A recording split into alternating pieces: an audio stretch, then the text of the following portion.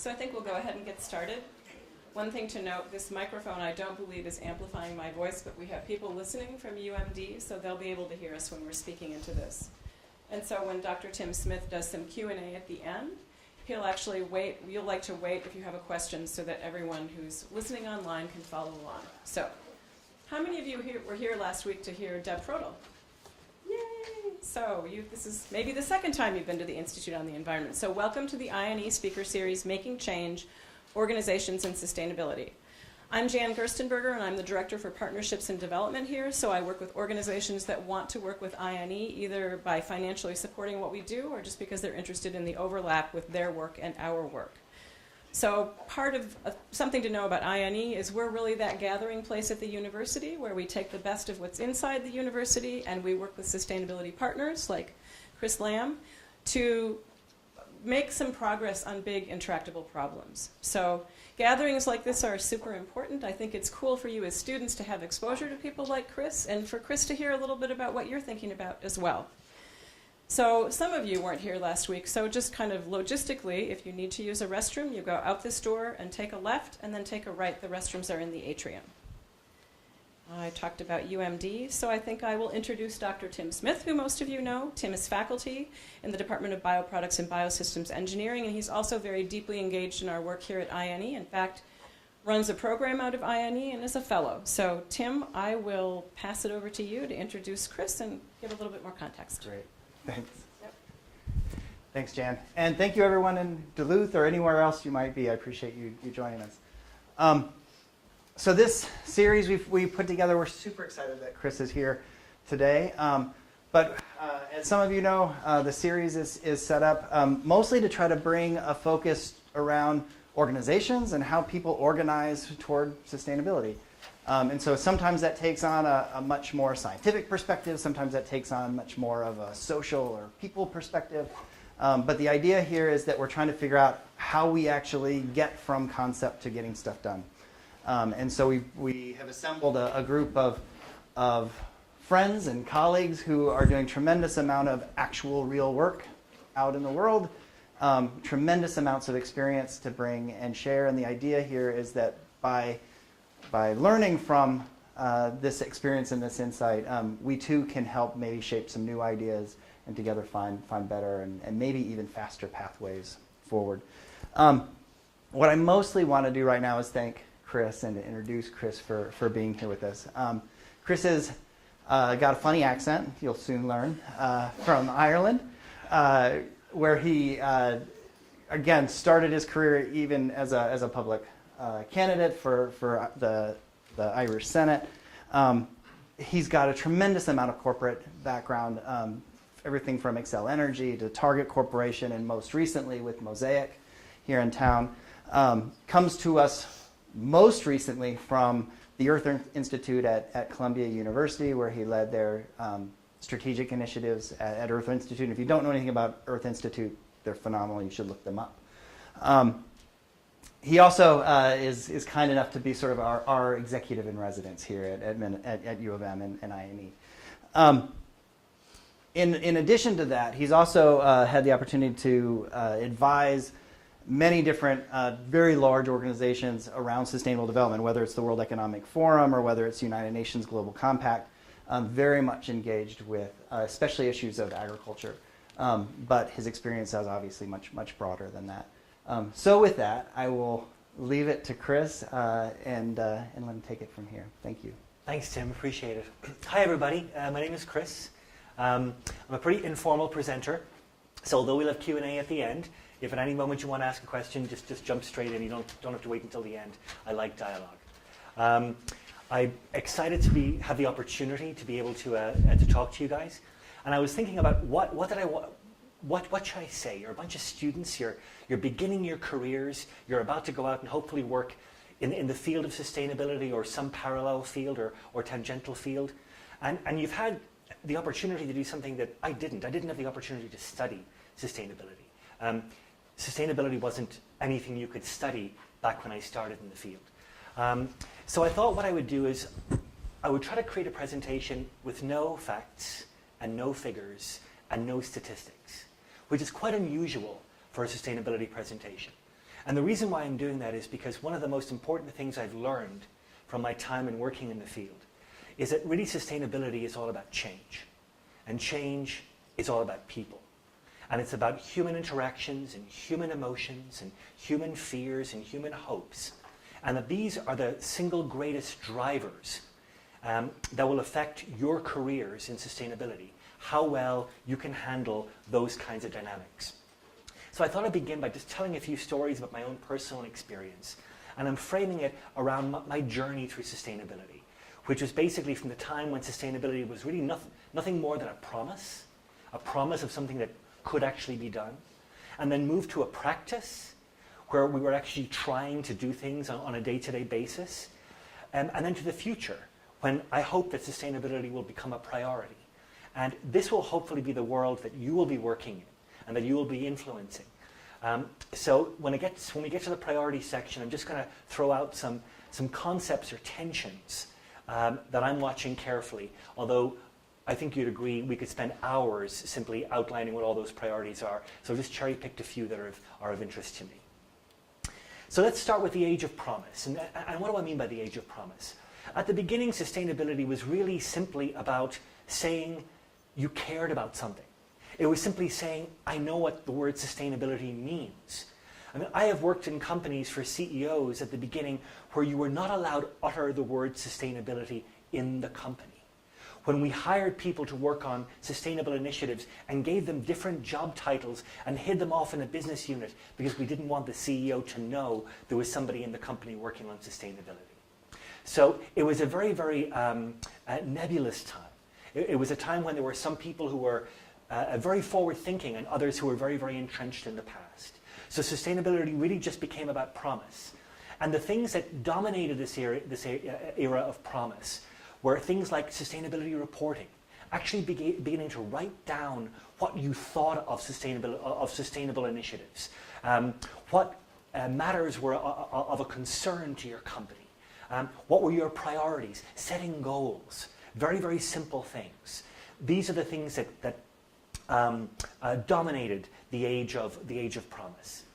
Now, you've heard this before from many, many people, that you get an opportunity to do something, but you're not ready or you don't think you can, so you say no. One thing about the field of sustainability, if somebody gives you an opportunity to do something, just take it. Take it and figure out how to do it later. Because the world changes so quickly, it's very likely you could be working in an organization and suddenly a priority changes. And that's what happened to me. It's how I got into sustainability. I was a marketing guy. I worked in communications and marketing and branding. But I was interested in sustainability. And I talked about it at the water cooler with various people. And then all of a sudden I'm working in a big company and a senior vice president puts his head around my office door and goes, you know something about sustainability, don't you? I've heard you talk about it. I'm like, yeah, I'm interested in it. He goes, good, you're in charge of sustainability now. Because we needed somebody in the company in charge of sustainability, and I was the one person who people knew was at least talking about it. And my first job was do a sustainability report. And I'm like, I don't already know how to do that. But I'm going to find out, and suddenly my job changed overnight. I literally went from here to here overnight. Although that's not going to happen anymore, there will be other areas like that in your career. If something like that doesn't happen to you, you'll be very surprised.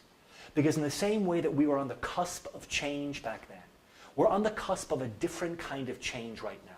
And opportunities are going to come from absolutely unexpected areas. So if you get the opportunity to jump into something, don't be afraid to take the risk and just go for it, because you might not get the opportunity again. Expect the unexpected. Truly unexpected things happen in this field. I once supported a CEO transition where we were moving from a very conservative CEO to his hand-picked successor. And we thought the successor was going to have the exact same views as the former CEO. And my job at the time was to try and give this CEO reasons why we shouldn't acknowledge climate change. And one of the first things he was doing was he was going to sit down with a news anchor and do an introductory interview. Here I am running this big company in your hometown, and the news anchor is going to interview me. We were worried about this news anchor because we knew this news anchor would try to pin the CEO down on issues like climate change. So we gave the CEO all these various reasons how we could say, oh, the science it's not exact yet. We're not sure. We don't want to. We can't act simply on a rumor. The scientists are divided, and this is like way back in the very early aughts. So we gave the CEO all this information, and he thought about it, and he goes, cool. So we're all listening on the radio. It's on the radio, and sure enough, the anchor goes, why is your company not doing anything about climate change? Why don't you believe in climate change? And he goes, I do believe in climate change, and I believe our company should do something about climate change. We're back at the office, just floored. I'm sitting with the head of communications, the head of marketing, the treasurer of the board, and the board chair. And they're like literally like almost pulling their hair out. And he comes back and he goes, did I surprise you guys? And we're like, yes. And he goes, cool, all changed now. Better give me some priorities. I've said we're going to do something. What are we going to do? So we were absolutely floored. So we began to look for, well, how can we support the CEOs? It's a complete change for the company. We went in with like this initiative and that initiative. Like we don't want to get too big, want to start small. And the CEO listened to all of the initiatives and he goes, I've got a better idea. We've got 2 massive coal-burning plants in urban areas. We're going to close them immediately. And we're going to replace them with natural gas plants. And it's going to have a massive impact on our climate emissions and going to greatly improve the air quality around here. Because I live here and I don't want to be smelling that coal all day. Now this was a huge initiative. Like on every level. You're talking about having to work with unions, having to basically take 200-300 people who work in a coal plant and move them down to the 10 or 15 who work in a natural gas plant. Plus you're talking about billions of dollars in infrastructure and expenditure. But the CEO just said, I'm going to make this happen, and it happened. So you'll never know when rapid and massive change is going to happen, especially when somebody has the power to do so. Now, this might be in your organization. This might be your boss, a CEO, a leader, the president of whatever organization you work for. But it can also occur on a national level. You take a country like China. China has very, very centralized economy and a very, very centralized government. All it takes is for the chairman of the Communist Party in China to go, we're going green tomorrow, and that entire country goes green. Those kinds of changes can happen, and they can happen overnight. So you have to be ready to expect the unexpected, because it can occur at any moment at all. So you get into back in this earlier part of my career, we're in this age of promise, and suddenly now I'm working on sustainability reporting. And I'm going out and I'm asking people questions and trying to find the best information for the report, and I'm trying to get people to give me honest information I can work with. But what I'm discovering are some crazy contradictions. And what I learned from this is, it's not the questions you ask, it's how you ask the question and who you ask the question of and when you ask the question is going to really determine what the answer is. And I'll give you 2 examples of the kinds of crazy things that can go on in the field when senior leaders are not paying attention to how people do their daily jobs. So I'm doing water calculations. And I'm looking, it's the very first time that this company's ever done water calculations. And this company uses an enormous amount of water, trillions of cubic meters of water per day. And they use it because, A, they need it for their processes, but also water is free. They're not actually paying anything for their water. But when we're actually looking at how much water we're using, it's simply stunning. But I notice one plant is using even higher amounts of water than the others. So I go there and I start asking questions. And I've asked myriad after myriad after myriad of questions, and I'm not getting to the answer. Until suddenly one guy puts up his hand and goes, I think I kind of know what you're talking about, why we're using so much water. He goes, we use water to keep valves shut. And I said, well, what do you mean keep valves shut? He goes, well, we use the water pressure, and it holds the valve shut. And he goes, yeah, we probably use a few million cubic meters of water a day just doing that. And I said, well, is there any other option? He goes, yeah, we could use caulk. I said, well, how much would that cost? He goes, oh, probably a few $100. But remember, water is free, and cost is really important. So we use the water to keep costs down. So I said, you mean to tell me that I can just go out and buy like a couple of cases of caulk, and you can caulk these valves, and you can save 10 to 15% of your entire water use? He goes, sure. So how long will that take? Oh, a few days. Quite literally, that's all it took. But everybody had told him, keep your costs down. Nobody had told him, don't use less water. So, and even though we'd asked many, many questions on water use, nobody had bothered to tell us about water use in keeping valves shut. We were talking about other processes, and people just answer the questions on that. Here's another story from the very, very same sustainability report. We had spent a lot of money on a plant in China, and we'd put new air filters on the plants to try and reduce the amount of carbon going into the air. But we noticed that the carbon emissions from one plant was just as high as it had ever been, even not higher. So we were like, what's going on? So I had one of my colleagues going to China on a business trip. I said, would you mind popping into the plant and just checking that the filter is working? So my colleague goes into the plant, and the plant manager goes, sure, let me show you. I'm going to flick it on right now. There it is. It's working. Now I'm going to turn it off.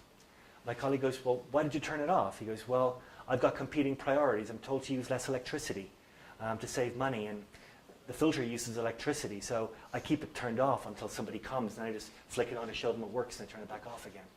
So this person thought they were doing the most sustainable thing by keeping the air filter turned off. But we spent millions of dollars putting that air filter on so we would reduce carbon emissions, but the competing priority of cost and electrical use was competing with the idea of the air filter being on. So when we were doing sustainability reports back in these days, they were almost like forensic exercises of digging into companies and finding these crazy practices and crazy contradictions that were going on. But sometimes you have to ask the same question in multiple different ways to get the actual answer you need. Now, one thing that you're going to encounter in your career is resistance. Because ultimately sustainability is about change. And whenever you're changing something, people are going to resist you, and you're not always going to know why. So a few years into my sustainability career, I'm doing targets. First ever water and waste and air targets in a company. And we're reaching out, we're working with plant staff, in every single plant in the company, about 400 people. We're asking to give a little bit of their time to a sustainability initiative, which is over and above what they would normally do. And reports started to come back in that we were pressuring people way, way too much. And actually, I got hauled into the CEO's office and told off. Like, what are you doing in the plants? You're creating all these problems. And like, I've told my staff to be really nice. I thought we were being really open and collaborative. And now I'm hearing back that we're taking up way too much of people's time. And so I had my tail between my legs. It actually really affected my review that year. So about 6 months later, I'm in a mine, a phosphate mine. Or I mean a potash mine. And this is 3/4 of a mile underground. So it's a long, long way down. And when you get down to the bottom, there are roads like this here. In fact, this particular mine has 6,000 miles of road at the bottom. And people drive trucks, just like you would up on the surface, 40, 50 miles to a railhead. And I get in and I've got a driver. And he says, you're Chris Lambe, right? I said, yeah. He goes, I heard you got into trouble with the CEO for bugging people. I said, I did. He goes, I'm the guy who got you into trouble. And I was like, whoa. I said, well, you seem like a really nice guy. I'd love to know why. He said, well, because you're coming in here with all your carbon this and carbon that and reducing air emissions and stuff. And you're not thinking about me. So I wanted to get one over on you. And I said, why am I not thinking about you? He goes, I'm driving a truck down here. He goes, think where all these air fumes are going. They're going right here in this tunnel. And I'm breathing them in. And all you're worried about is people up on top. You're not worried about the workers down here. So I thought I'd stick one to you. And I said, wow. I said, you're right. You know, we have not thought about changing the trucks down here. And you guys are driving trucks around all day and breathing in these emissions. I said, would it help if we proposed an electric fleet? And he goes, yeah, if you propose an electric fleet, we'll work with you. So I got to go back to the CEO and go, hey, we got a new priority. We got to electrify our fleet underground because it's not fair those guys should be breathing in emissions all day. So you never know where resistance is going to come from. Here, I was very lucky. I found out. But sometimes you'll be pushing an initiative and suddenly it just dries up on you. Or suddenly out of the blue, it seems like demons are coming to stop you. This will happen when you're causing change because you'll affect people's lives in unexpected ways. So there's a few little stories about the age of promise. And when I think about the age of promise, to me it was kind of the year 2000 to about the year 2010. But once we got to 2010, everybody had their goals. Everybody had their reports. Now we were actually working on practice. We were actually doing things. So here's something that I learned, that the best ideas does not come from the trained sustainability professional sitting behind a desk.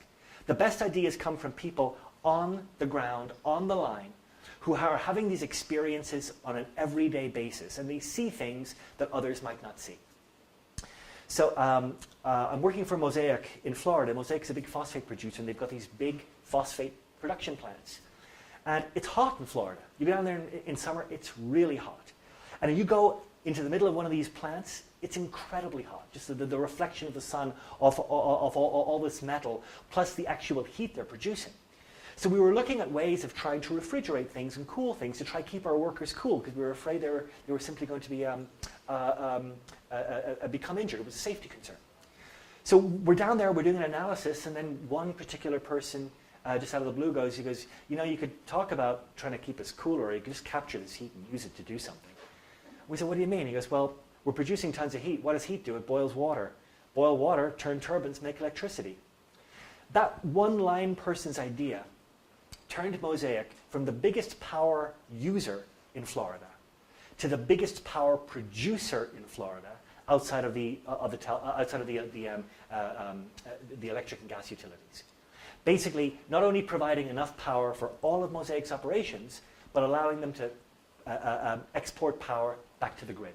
One person's simple idea was we're talking like $500 million expense per year gone, and a profit being returned instead, simply by putting in cogeneration of capturing waste heat that was just emitting from these units, boiling water, using it to turn turbines and producing electricity. That idea, I think I could have hired McKinsey and could have had them in there like for 2 years brainstorming on ideas. And we never would have come up with an idea like this. Yet just an ordinary, everyday line worker just went, yeah, this has been obvious to me forever. Nobody would ever listen to me before. So when you're thinking of ideas, talk to the people who have to experience it every single day. They're often the people with the very best ideas.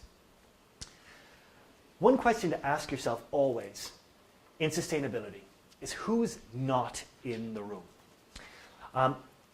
In the field of sustainability, you'll go to conferences, you'll be put on boards, you'll be put on working groups. When you're on a working group, look around and go, do we really have all the right opinions here? So I was sent, working for an agricultural company, to work on a major World Economic Forum initiative. And this was an initiative that was giving one of the keynote presentations in Davos, had some real heavy hitters on it. And I went in and I listened, and truly every major agricultural company or organization in the room had a high-ranking member on the committee. Like we're talking like vice president, senior vice president, executive vice president, nobody really below that. And I listened to the first day of deliberations, and everyone was talking about everything that occurs on a farm post-harvest. And it suddenly dawned on me that, you know, you guys are talking as if food grows in a silo. Because nobody's mentioned farmers, soil, inputs, crop seasons, weather, nothing at the beginning of the supply chain. And there was silence in the room. And one guy from Cargill put his hand up and said, well, you know, we only really begin to work at the silo. And one person, General Mills, put their hands up and said, well, we really only begin to work at Cargill. And this guy from Kraft goes, well, us too. Cargill is our first point. And they then realized that they'd been working for 2 years without anybody who was thinking about pre-silo farming, which is pretty much all of farming. And this high-level body, which was giving a major presentation, not just to other corporate leaders, but to presidents and prime ministers from all around the world, had worked for 2 years without ever considering agriculture pre-silo. So ask yourself that question when you're working on a body. Who's not in the room? Because who's not in the room can almost be more important than who is. In the age of practice, we're out there and we're trying to run initiatives. And you come across a lot of people who also work in sustainability, but they work for a different body. And what I discovered is a lot of people become a disciple of an idea. And they treat that idea with religious fervor. And because it becomes such a religious belief to them, they can't let go of it, and it completely clouds their thinking. And I'll give you an example of an idea that a lot of people have religious fervor around, and that is organic agriculture. And people who are into organic agriculture, including myself, often have a hard time considering anything else. And it's conventional bad, organic good. But that's simply not the case. And a lot of people don't understand that when you're living here in Minnesota and you look out and you see these incredibly rich soils, and you see ample rainfall, and a freeze-thaw cycle which pretty much kills a lot of bacteria and pests, that is not the reality all over the world. There's a picture here of a farmer in India. I'll tell you, that person doesn't even know what organic matter is because that person doesn't have any organic matter. Organic matter is basically unavailable to them. They don't have any trees. It's pretty much grassland. It's degraded land that has been converted to agriculture because of necessity, not because this land is actually suitable for agriculture. Their topsoil is pretty much washed away by the monsoon every year. They're using mostly salty water coming from an overtaxed aquifer for irrigation. And any organic matter they might have, which is crop residue, they pretty much have to burn off to try to get rid of termites from their fields. So if I go to this person here and go, let's go organic, they're going to go, what? I've got no chance of doing that. And yet I've been running projects in India and Africa, and I try to tell a funder that I'm going to buy fertilizer, and I'm going to buy farm chemicals, and they'll go, I won't work with you. I'll only do organic. And I've seen major foundations, like, I don't want to mention their names, but some of the biggest foundations out there putting hundreds of millions of dollars into global agriculture, go in with it. It must be organic or we're not doing it. Those initiatives simply don't work. And the person who pays for it is the farmer. The farmer doesn't know. They think you're coming in from abroad with all these great ideas. So don't become a disciple of an idea. Don't become so fixated on one idea that you can't consider alternatives.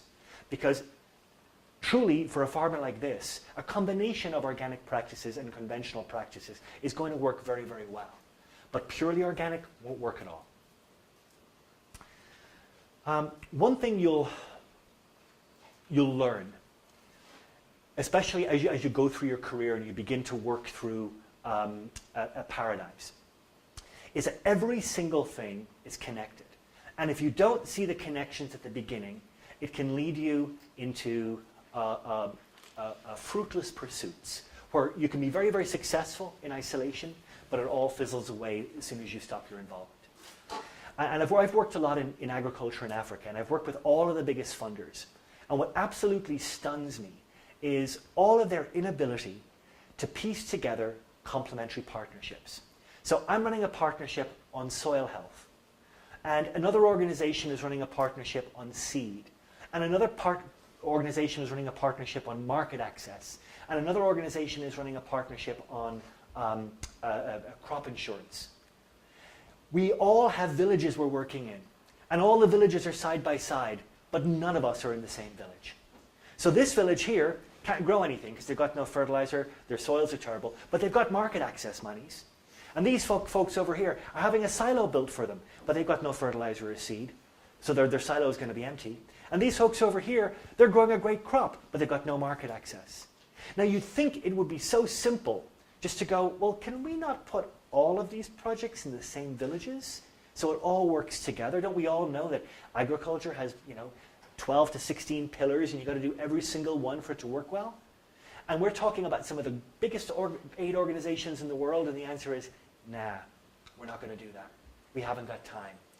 Our grant round is in March. Theirs is in April. We're totally different. You will run up against these kinds of impossible artificial boundaries. And all you can be is an advocate for removing them by realizing the connectivity between things. Don't become so obsessed on one particular pillar. I know people who are just, I'm all about seed. I can only think about seed. I can't think about fertilizer. Well, but fertilizer and seed have to go together to work. Doesn't matter. I'm only thinking about seed. Don't become so mono-focused on any one thing that you can't see the big picture, because everything is connected. Policy. Many of you will work in policy. Policy can give and policy can take away very, very quickly. You can't put too much faith in a great policy, because unfortunately you're mostly dealing with governments, and governments are owned by politicians, and politicians change their minds. A great example of this is what happened in Nigeria with the Cassava Subsidy. So basically, Nigeria had an amazingly brilliant agriculture minister, and he had a great idea. He wanted to basically reduce environmental impacts, but also stimulate the economic growth of farmers.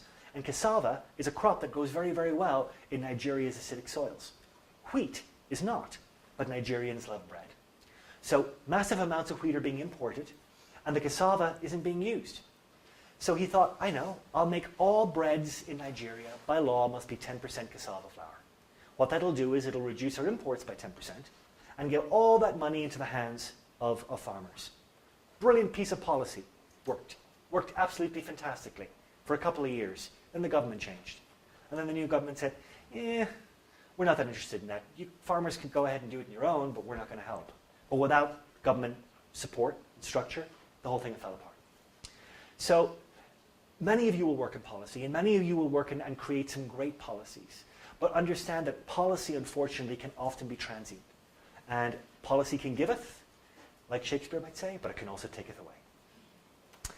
So there's some stories from the age of practice, from the age of doing things. Now I want to talk a little bit about the future, because sustainability today is not a priority.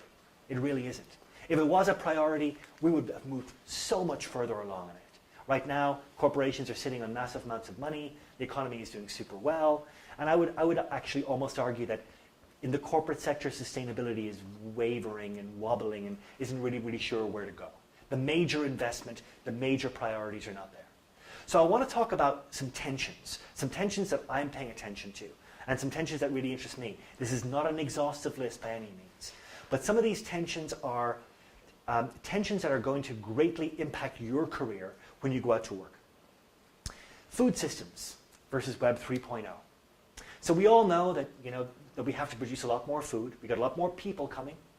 And we all have heard about Web 3.0 and blockchain and cryptocurrencies, et cetera, et cetera, et cetera. The combination of these two things have the true opportunity of completely revolutionizing food. If there's one great mystery in food, is how to reduce that 40% of food waste. Actually knowing where food is, where it's being transported to, when it's arriving there, and who it's going to. Simple little dots on a data chain could completely revolutionize the whole process. I can tell you right now that I'll talk to buyers at Cargill who would come to me when I was working in Malawi and go, look, we know there's a lot of maize out there. It's harvest time. We don't know where it is. If you can tell me where the maize is, I can get the trucks there and buy it. And then I'll talk to the farmers who'll go, we have maize. Can you send a buyer our way? But to try and sync all of that up before that maize rots in the field, almost impossible. Web 3.0 is going to make that possible. Web 3.0 is going to make it possible for you someday to actually go into a supermarket and pretty much know exactly where every single ingredient came from something you're purchasing. If you fly ANA Airlines in Japan right now, when you sit down for your meal, a little screen comes up, and you can touch the screen and touch any single one of the food items on the screen, and it'll tell you what farmer produced it. And I actually know the guys who put that together, and it's remarkably simple. And it's basically a variation on blockchain. It's not as decentralized as blockchain, but it is a data chain in the same way. This, the whole idea of a decentralized web, the whole idea of data chains is going to completely revolutionize our food system. I'm going to create a lot of employment opportunities and a lot of opportunities for efficiency. Disinformation versus an increasingly complex world. This is going to be an incredible issue. And disinformation occurs in all different ways. And I'll tell you a funny story about this. As an investor in Wall Street, I was working for a phosphate company. And he came up with the idea a few years ago of peak phosphate. He basically said, phosphate's going to run out, and we're all going to starve. Oh, by the way, I happen to be a massive investor in phosphate mines. Now, I read that report when it first came out. The very first day it came out, and I laughed. Okay? I didn't laugh a few weeks later when the UN published a report based on his report. And I certainly didn't laugh when UNEP actually produced an entire paper on peak phosphate quoting his numbers. The fact that his numbers were completely made up didn't seem to make any difference. So I went out I was told, like, go out on a massive PR campaign, go speak to people. So I'm sitting down with a assistant to the Director General of the UN, going, these numbers you've got in your report, they're completely erroneous. In fact, there's more phosphate in this single Moroccan mine than you're claiming is in the entire world. And I'll go, yeah, likely story. I'm not going to believe you. You're from a phosphate company. You're just saying that. I've even heard the peak phosphate story related by some of the most prestigious academics in the soil space in the world. I was working on the soil goals for the UN as part of the Millennium Development Goals, and a very famous professor, I won't say his name, but probably one of the most famous professors in the soil space, stood up and gave this phosphate story. That piece of disinformation has been almost impossible to get rid of, even though it is completely made up. And I've spoken to the investor who thought this up on the phone, and he just laughs and goes, I can't believe those people believed it. But they did. So if disinformation can affect the UN and can affect thoughtful bodies, imagine what it can do to the ordinary everyday person. So the whole world of disinformation in an increasingly complex world where people can't figure things out for themselves is going to be a defining human interaction in the sustainability space for years to come. Climate change versus mobility. I think we're on the cusp of an absolute revolution in mobility. From electric vehicles to shared transportation. I mean, I spoke with an investor recently who was doing Uber helicopters in Germany. Small little personal helicopters basically to bring people who work far from the city into the city. A lot of people in your generation don't want to own a car. You're very, very happy sharing a car or taking public transportation.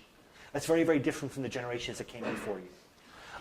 Many European countries have regulations that there simply won't be carbon-emitting cars produced past 2020 or 2025. So in 10 to 15 years' time, we are going to see an absolute quantum change in mobility. It's something I would imagine that many of you will actually work in on a policy level or on a practical level. But, and obviously it's something we need. It's not going to simply change the climate change paradigm, but it is going to be a huge work opportunity and a huge tension. Resource scarcity versus a sharing economy. One great thing about your generation is you're willing to share. You don't have to own everything. Renting something is quite okay for you. This can be housing, this can be a car, this can be clothing. The number of sharing things that are coming in your generation is incredible. And it's not just Westerners. You'll find the same thing in people of your age in Africa and Asia and South America. We are going to have far fewer resources, much less water, much less lower quality minerals. Ownership is not going to be as easy with 9 billion people in the world. But this tension between a very healthy personality trait of your generation and a dire economic, social, and environmental need, how these two intertwine is going to be very, very interesting to watch as a tension. Peak plastic versus new opportunities in packaging. Look, I've worked for retailers, and obviously everyone has known the perils of plastic packaging for years. In fact, I can remember discussing it as early as 2004, how we've got to do something about plastic. But nobody did anything until last year. And all of a sudden, plastic hit the public consciousness. And I was just talking to Tim earlier, why did it happen? Well, obviously it became a media story, but it wasn't a media storm. But there's one day I remember seeing something on the news and there were waves flowing, waves of plastic. You couldn't even see the ocean underneath it. And I remember seeing it all over social media that day. When certain environmental conundrums hit public consciousness, sometimes it spurs people into change. And I can tell you the number of large companies who are suddenly just going, let's deal with plastic. In the same way that it happened to me years ago when somebody walked into my office and said, you know something about sustainability, you're now on sustainability. I can guarantee you on that day, senior executives were walking around their companies going, what are you working on? Oh, you're working on plastics now. We're changing you. A lot of people simply pivoted. So this is a space to watch, and it's a space that I think a lot of you will probably end up working in or supporting. Either no packaging, or greatly reduced packaging, or alternative packaging. But I would not be surprised to see us live in a largely plastic-free world in a couple of decades. Aging governance systems versus the rise of cities. We don't have the political governance systems necessary for our modern world. I know everybody in America loves the Constitution, but if you actually read it, it's really not a great document for today, and it's next to impossible to change. So in a situation like that, what happens when you have, for example, a very conservative Supreme Court and an increasingly liberal cities wanting to live in different ways? What I believe is going to happen, and I've heard a lot of people speak about this, is the rise of cities as political entities. When cities begin to realize their power and actually use their power. Now, this isn't just a city itself, it's an urban area.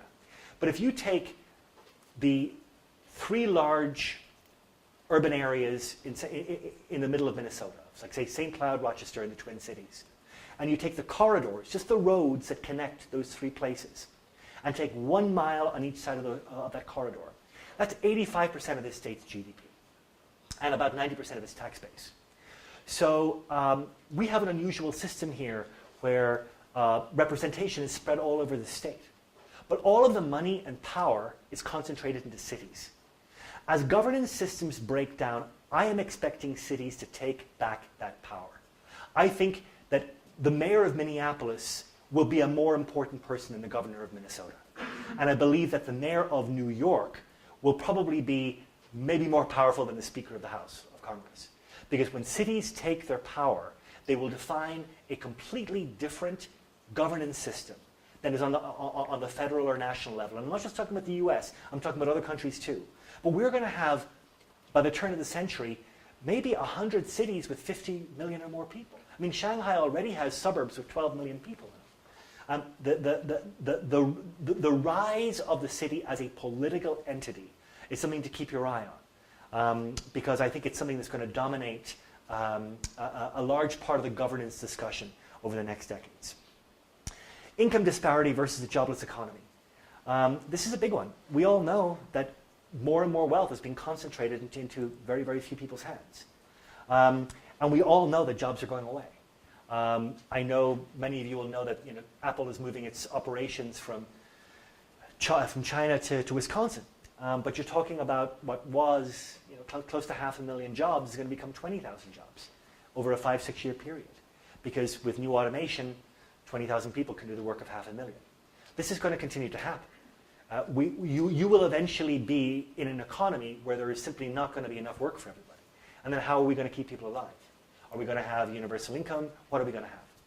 This tension is going to be huge because for rich people to maintain their wealth, people have to buy things. People have no money, they can't buy things. So this tension of how we operate and how we change the income disparity paradigm in a jobless economy is going to be a very interesting thing to watch and will affect many, many sustainability initiatives. Forced migration versus fear and division. Climate change is going to cause migration. People are going to have to move. There's simply no way around it, from rising sea levels to unproductive crops to not enough water. And we already have fear. We already have resistance to migration. And people putting walls up and go like, no, I don't want these people to come here. How we tackle this is going to be a major issue for the future. And I've done some advising to the Pentagon. And regardless of what the government tells you, I can tell you the Pentagon has been working on this issue for a long time. They're predicting that one of the major things that are going to tax the US military is small regional conflict and people migration caused by climate change. And they're actually putting together plans for that. But one thing about all this, which I think is fascinating, is that we can only absorb so much change. And the human brain can only actually process a certain amount of change. And when I was working for the World Economic Forum, working on a food board, we had all these suggestions and these changes we wanted to make and propose at Davos. And the neurologists from the Global Agenda Council on Neurology came in and said, none of that will work because people can't process that much change in their brains. We are constantly being challenged on a daily basis, new operating systems, new this, new that. There is a point where people can't take it anymore. And that's why you're seeing a rise in conservative attitudes. People are just like, enough. It's not that people are afraid of change. We can only actually process so much change. So the tension between the need to change and our inability to change is something that's also going to dominate a lot of your sustainability paradigms. Last point, communication to the individual versus fake news. A lot of people will tell you that science, we already know what to do about climate change, we've known for years. But we can put out report after report after report and it doesn't seem to make any difference. You tell people the world's going to You know, if we get a 2-degree rise in temperature, it's going to cause this or that to happen. Insects are going to die out. Crops are going to change. It doesn't work for the very same reasons I brought up in the last slide. People can't take that much change. We're going to have to develop new communication mechanisms where we communicate with individuals on an individual basis, telling them something that matters to them. Not asking them to be part of some wide societal change, but asking them to change in a way that makes sense to them in their paradigm. I can talk to farmers who do not believe in climate change, but will do all of the things in their farm necessary to mitigate climate change because they're farmers and they want to be able to continue farming. They still won't acknowledge climate change, but if I direct the information based upon the sustainability of their farm, they'll accept it. That's the kind of messaging we need to move towards, because we're going to be faced with a lot of fake news and a lot of misinformation. So communication has to go from the global down to the individual. So one last thing. When I used to give sustainability presentations a long time ago, I would have to start every single one with a definition, because people didn't know what sustainability was, or I had to say what I thought sustainability was to me.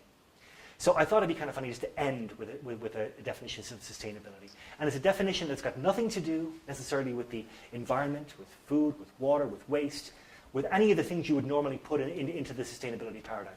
It's all about people.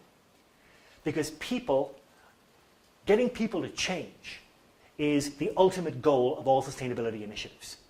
So to me, on a practical level, and what I believe will be practical to you as you build careers in sustainability, is that sustainability is managing the tension created by changing human behavior while working in ambiguous circumstances.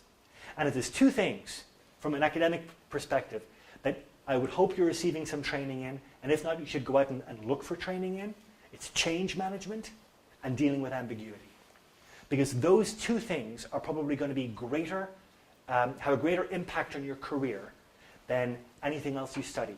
Because how you interact with people is going to determine how successful you are in making the change the world needs to see. So I went a little bit long there in those comments, but pretty much done that. Well,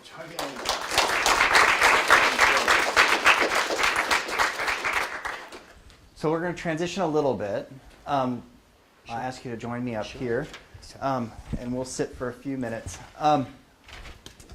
What we'll do is I'll get the room warmed up a little bit. Sure. That's the hope.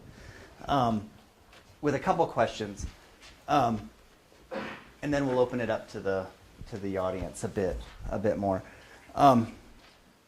First of all, it's kind of wow. I'm not sure where to start.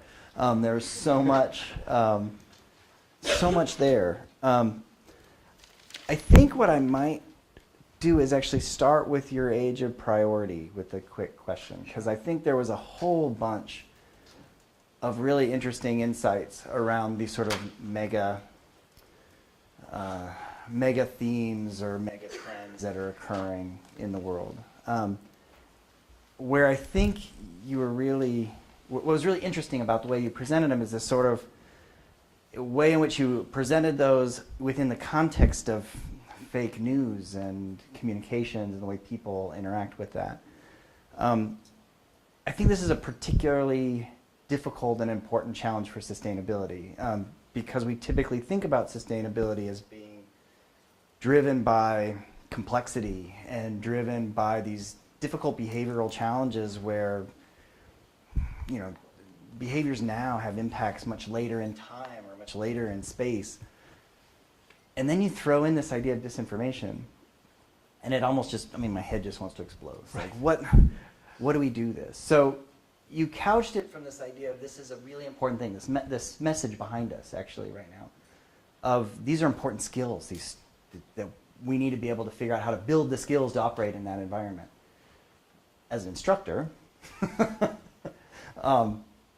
I guess I'm asking you that sort of golden question of what should I put in my class? It's like, what are those skills? How do you navigate this crazy environment of crazy complexity, challenges that require complexity, ambiguity? I need a skill set to be able to figure out how to deal with the people engaged in that. What are those skills? Well, messaging is a really complex skill set. It's not one single skill. But finding something that makes sense to the person you're messaging to is really essential. And not necessarily going in with your full flotilla of facts and figures and trying to blow them away. Look, I've talked to farmers who truly do not want to hear the words climate change. It's a farce as far as they're concerned. But I can say to them, hey, it's getting hotter, isn't it? They'll go, yeah. Better keep your soil covered year-round. Be a good idea. Cover crops, double cropping. Never let your soil be uncovered. Be a good idea, keep that water in. Oh, good idea, thank you. So they'll make that change. I just can't couch it as you need to do this for the planet. You need to do this for you. And being able to hone down your message into something that truly matters. One simple thing, one simple action I want you to take. That kind of refinement and that kind of being able to identify what those behaviors are. What is the exact behavior I'm asking you to change? I'm not going to be able to change your mind or change your opinion on something. If I do, I'm fighting with that big fake news blast. But if I can find the one change that can make sense to you in your world, covering that soil makes sense to that farmer. They can see it's getting hotter. They can see this evaporation. I might have to give them a few facts on how it'll benefit the soil in general, but it's something they can do, and it's not a huge leap for them to do that. That's what I mean about communicating to the individual rather than these mass communications. Releasing another UN climate report, it does nothing, unfortunately, to move the needle. So the general theme of this speaker series is about organizations. And so if we were going to try to get organizations to do one thing, invest in some new business model, some new initiative that would either reduce their risk in their current operations or be able to sort of position them to solve a challenge, maybe an adaptation challenge or something associated with sustainability, those would be something we'd want them to do. And I've got a little bit of a theory that we're really in the best time ever in the history of the world to invest in sustainability. Things that you sort of mentioned a little bit. We're flush with cash, sitting on mountains of cash right now in terms of organizations. There's not much pressure on us to invest. There's no real regulatory pressure on us, which means we're sort of in like a regulatory recession. Right? And so from a competitive perspective, people who can, generally who have cash during a recession, invest. They build so that they're in a stronger competitive position for when the upturn happens. We're not seeing any of that. It's like we've got money and we are sitting in a nice strategic time frame to spend it towards sustainability. We're not. How do we hone that message? How do we build that case in today's environment for that investment in sustainability? There is a tension between short-term profits and the entire focus of the business community on short-term profits to keep investors happy, and quarterly earnings and those kind of reports that make it simply not advantageous politically to a CEO to say, I'm going to invest in sustainability, which is going to take 5 to 10 years to give me a return, or I can buy back some shares, which will drive up the stock price. I'll retire in a couple of years and I'll cash out and I'll be wealthy. Investors are happy. Unfortunately, that's become like a mantra, like a religion. And how to change that? I think it's a balloon that has to pop. In the same way as a housing market pops, in the same way as you have a recession, it's going to take a major event of some sort. What? I don't know. But that paradigm, I thought 10 years ago it would get better. It's been getting worse. And I thought that given the amount of cash companies had and given the new tax cuts, now they must be investing some money. Nope, they're just buying back more shares. What is going to convince the investor community that there's such a thing as too much money? I don't know. I really don't. I think if any of us did, we would go out there and try to make it happen immediately. But that is that is the log that is blocking the river completely. You take that log away, everything flows well. Maybe there has to be some kind of an appeal made to the biggest investors in the company, in the country. Maybe we have to identify, here are the 400 people who really are deciding your future, because they're the ones who are deciding what major corporations do. Who are those 400 people? Maybe we should all write letters to them. You know, they're not known to us, they're not household names. Maybe they need to be. I don't know. But currently there is zero pressure on those people to change what's going on, and as far as they're concerned, everything is going really well because more and more and more money is coming to their pockets. That's, again, I mean, that's super interesting. I'm also a little bit concerned about what do we do? I mean, a lot of your discussion in the early stage of the talk, early part of the talk was about people and being ready to sort of jump because you never know when change is going to happen, and often change doesn't happen linearly. It just happens. It's like, there it is. Now we got to react, or we've got to be able to position ourselves to be able to react. If you were a sustainability manager today, we typically think about these sustainability teams and companies as this little pocket of people that aren't very many, but tend to be really passionate change makers. I mean, they're in the sustainability team because that's where they want to be in the organization, not because that's necessarily the fast track to being the CEO. What is it that they should be doing in this environment then? So it's like, you know, it's like they need to position themselves to be ready to jump. Hopefully that crisis is just small enough to create the change and not big enough to throw us all under the bus. What are the things that they can or should be doing proactively? Where are you seeing people who are doing that well? So it's going to be different in every single company because each company has its own top-level priority. You know, in a large industrial company, you know, water is the key one for them because without water, the world doesn't run. And the water crisis is going to hit us probably before any of the other crises, even before climate change really whacks us. Water shortages are going to really whack us. And I spent a lot of time in Africa recently, a lot of friends in Cape Town. It was crazy to visit Cape Town during the water crisis. And to look at this completely urban, modern city and to visit a wealthy friend in his big mansion who goes, that bathtub which I've got covered, that's my water for the next 2 weeks. So if you want to brush your teeth with beer, mate. You know, and quite literally, that's what it was like. Having a focus on reducing water is something that almost every single company can do. You can have strategies for that, just like already in place, just waiting for the dime to strike. Look, when I worked for Mosaic, I once said to the CFO, imagine if the local municipalities was to start charging us 1/1000th of a cent for every gallon of water we used. Have you calculated what that would do? And I gave him a number on a piece of paper, and he goes, this is more money than we make in corporate profits in 10 years. Yep. Basically, we use water like it's absolutely free. You know, we use obscene amounts of it.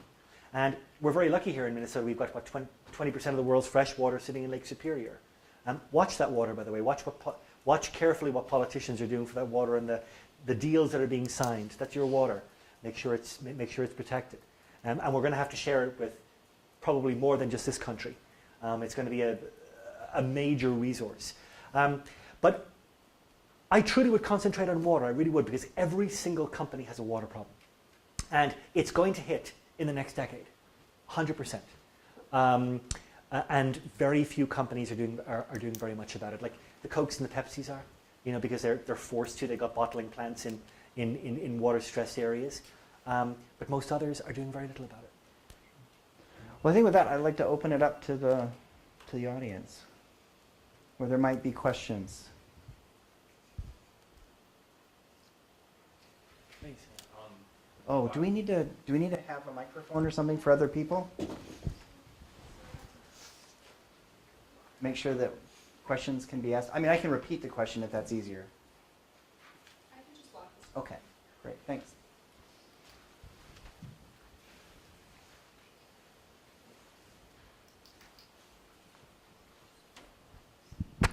All right, so my comment, I guess, is more so I feel like we need a rebranding of sustainability, because we talk about, well, what is sustainability? And I think one of the things we often talk about is sustainability is efficiency. Now, efficiency is something corporate people will accept because that means lower costs. General population accepts efficiency because, hey, that means we have to pay less and it's easier. So why don't we just sort of stop using this word sustainability, because as much as it's a buzzword for us that we go yay, to a lot of people it makes them roll their eyes. You're dead right, and I'll be honest with you. I've used that exact strategy many times. I mean, when we had used all the code generation at Mosaic to capturing waste heat, we didn't talk about the effect on climate at all. It simply was irrelevant. It was all about efficiency and reducing cost. Unfortunately, it only gets you so far. There's a lot of low-hanging fruit in every organization, but once the low-hanging fruit is gone, what's next? I agree with you that the word sustainability is completely overused. It can mean so many different things to different people. I guess we'll use it to talk about like the entire arena of change. But really, it all comes down to changing behavior. That's all we're asking people to do, is to change their behavior. But the whole world of communication and branding in sustainability is completely messed up. You're right. I would love to see some major branding experts get their hands on that and play around with it. I know IDEO was once going to do that. Take sustainability and rebrand it for everybody and bring it to the World Economic Forum. I don't think they actually did. But I've been expecting the word sustainability to go away now for 15 years, and it's still here. So if you have an idea, please go for it, because I'll be the first person to go yay. The only thing I'd add to that before we go to the next question is take a look at that Sturman paper again that we read in class. Efficiency in new technology only gets you so far. The fundamental challenge is still reducing consumption. And without being able to tackle that, we really never get to a place where we don't have that crash in stocks. Not dollar stocks, right? stocks of resources. Another question? Fantastic. So you talked a little bit about organic farming versus conventional, and I used to work on an organic farm, so I get that it's like very hard doing farming organically. In countries such as India, where there's less environmental regulations and there's this high demand because of the population, how do you go about negotiating with them about using less pesticides because there's such a high demand and they're just trying to keep up with it? Well, India is a particularly tough country for many reasons. So there's a major regulatory problem in India. Insofar as the trade minister is charged with, making Indian industry as successful as possible, and the agriculture minister is trying to make agriculture as successful as possible. India only produces one form of fertilizer, nitrogen. It has no potash, no phosphates. So the trade minister in India is telling Indian farmers, just use nitrogen, use as much nitrogen as possible because we make it here in India and I've got to push Indian business. And that's been happening for years. And in fact, there's subsidies on nitrogen. So it's very, very cheap. It's about $40 a metric ton for a metric ton of nitrogen, whereas a metric ton of phosphate is going to cost you about $500. So Indian farmers are using more and more and more nitrogen because it's cheap and subsidized, even though the agriculture minister is telling him you're acidifying your soils and your yields are actually decreasing. So the big issue in India is the massive overuse of nitrogen and the lack of use of any of the other essential minerals that crops need to grow. Couple that with sudden monsoons, with water only really being widely available for certain periods of the year, and an increasing heat, and you have an agricultural disaster waiting to happen. I've actually been part of a delegation that, we went to the Indian agriculture minister and he's like, I get it, I know. I'm out there giving this message, but you've got to go to the trade minister because he's the guy pushing nitrogen. So there's a lot of problems there.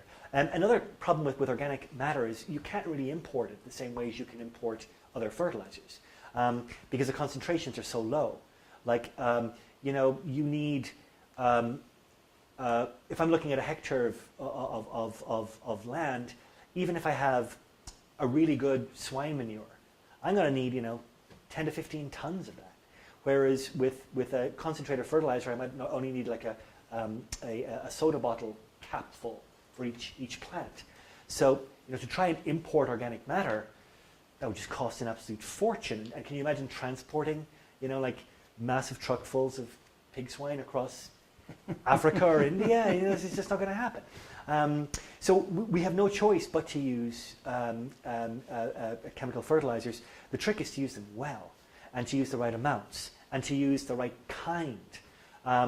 And if you have healthy crops with good root systems, they're going to be a lot more resistant to pests, and a lot more resistant to disease. So you won't have to use as much pest control. So that won't be going into their already challenged water system. So agriculture is actually rather simple from a scientific perspective, but it's difficult to put the entire cycle together.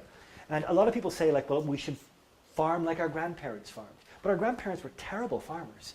I mean, they really were. Like, we're only becoming good farmers now. Our grandparents basically used a plot of land until it was dead, and then went over to this plot of land and then used that. And then over time, that plot, over 5-6 years, this plot of land would regenerate. Our issue right now is we don't have enough agricultural land anymore, so we don't have a chance to let land regenerate. So it's not about going back to our good old grandparents, it's about actually teaching farmers how to farm, because a lot of them don't know how, which is crazy to think, but they don't.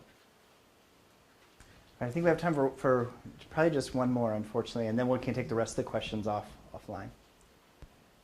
So I was just curious, when you were working at like Target and Excel and Mosaic, what would you do to educate the employees or your colleagues on these sorts of sustainability issues? Quite a bit, actually.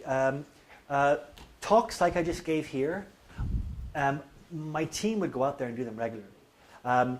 Luckily, at least at that period of sustainability, there was a huge curiosity. It was a new thing. So let's say all the accountants are getting together and they're having their accountants retreat. Sure, the CEO would give a call and go, hey, in the middle of all our financial talk, could you guys come in and give like an hour of feel-good stuff, talk about all that sustainability and greeny stuff and how we can help? I go, yeah, sure. And in fact, very often, I'd go in there and half the room would go, well, how can I work in your area? Your area sounds much more fun than mine.